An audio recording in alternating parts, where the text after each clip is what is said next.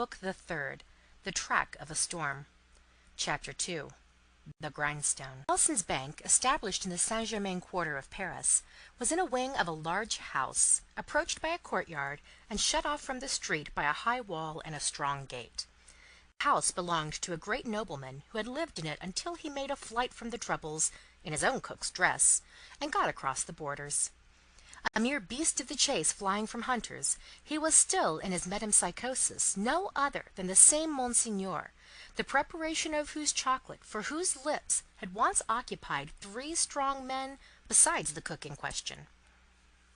Monseigneur gone, and the 3 strong men absolving themselves from the sin of having drawn his high wages, by being more than ready and willing to cut his throat on the altar of the dawning republic, one and indivisible, of liberty, equality, fraternity, or death, Monseigneur's house had been first sequestrated and then confiscated. All things moved so fast, and decree followed decree with that fierce precipitation, that now unto the 3rd night of the autumn month of September, patriot emissaries of the law were in possession of the Monseigneur's house, and had marked it with the tricolour, and were drinking brandy in its state apartments. A place of business in London, like Tellson's place of business in Paris, would soon have driven the house out of its mind and into the Gazette. For, what would staid British responsibility and respectability have said to orange trees and boxes in a bank courtyard, and even to a Cupid over the counter? Yet such things were. Tellson's had whitewashed the Cupid, but he was still to be seen on the ceiling, in the coolest linen, aiming, as he very often does, at money from morning to night. Bankruptcy must inevitably have come of this young pagan, in Lombard Street, London, and also of a curtained alcove in the rear of the immortal boy, and also of a looking-glass let into the wall, and also of clerks, not at all old, who danced in public on the slightest provocation.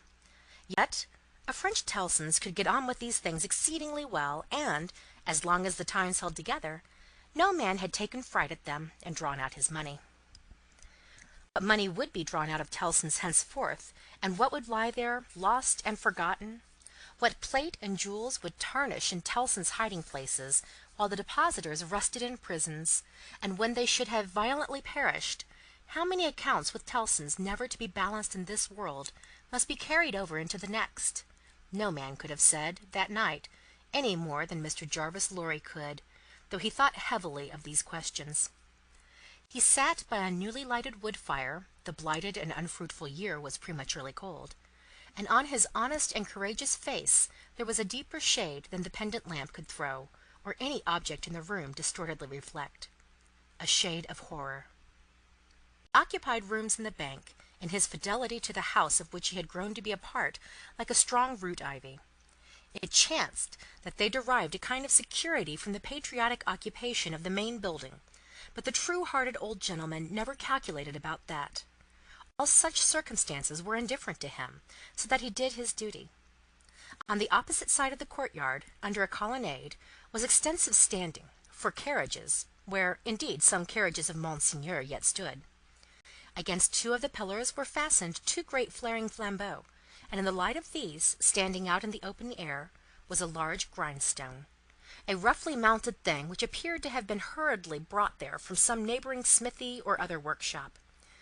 Rising and looking out of the window at these harmless objects, Mr. Lorry shivered, and retired to his seat by the fire.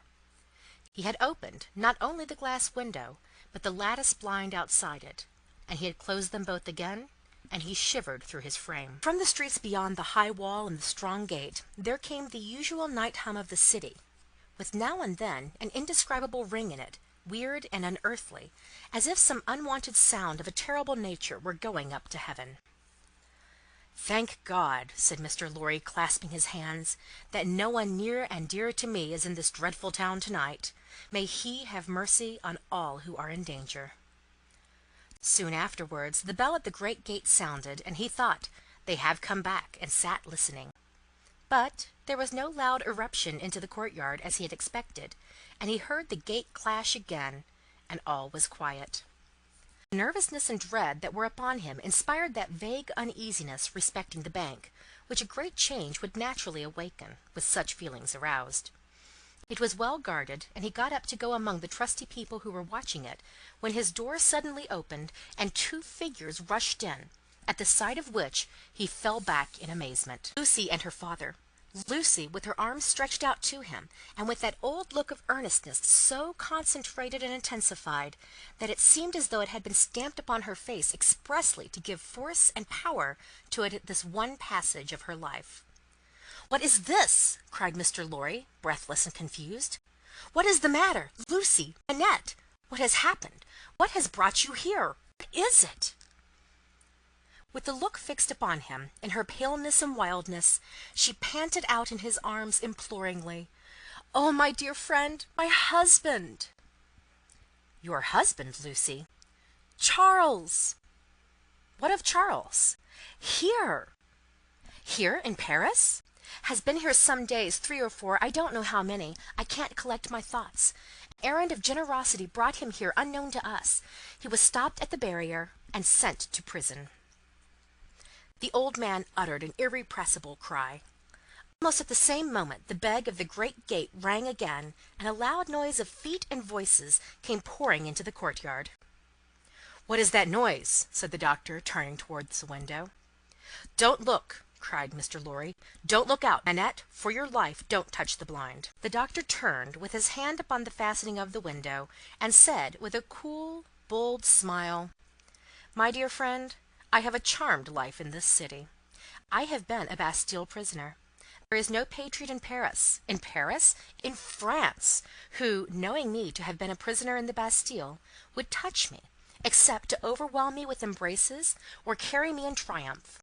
My old pain has given me a power that has brought us through the barrier, and gained us news of Charles there, and brought us here. I knew it would be so. I knew I could help Charles out of all danger. I told Lucy so. What is that noise?"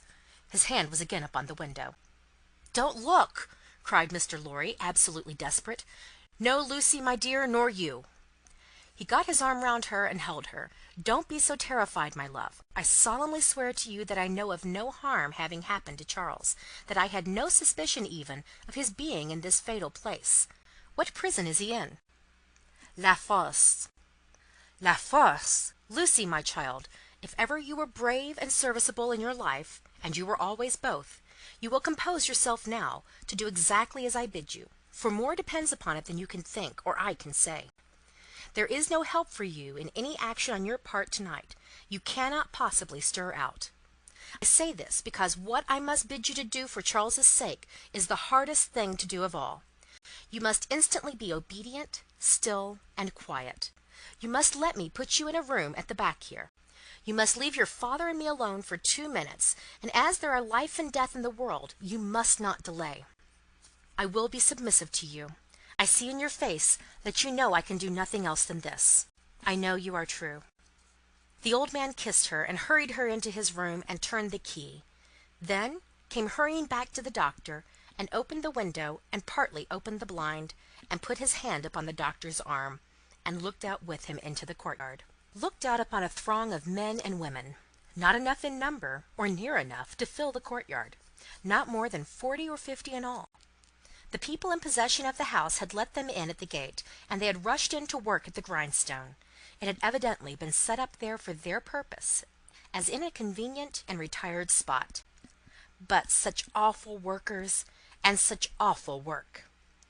The grindstone had a double handle, and turning at it madly were 2 men, whose faces, as their long hair flapped back when the whirlings of the grindstone brought their faces up, were more horrible and cruel than the visages of the wildest savages in their most barbarous disguise. False eyebrows and false moustaches were upon them, and their hideous countenances were all bloody and sweaty, and all awry with howling, and all staring and glaring with beastly excitement and want of sleep. As these ruffians turned and turned, their matted locks now flung forward over their eyes, now flung backward over their necks, some women held wine to their mouths that they might drink, and what with dropping blood, and what with dropping wine, and what with the stream of sparks struck out of the stone, all their wicked atmosphere seemed gore and fire. The eye could not detect one creature in the group free from the smear of blood. shouldering one another to get next at the sharpening stone, were men stripped to the waist, with the stain all over their limbs and bodies.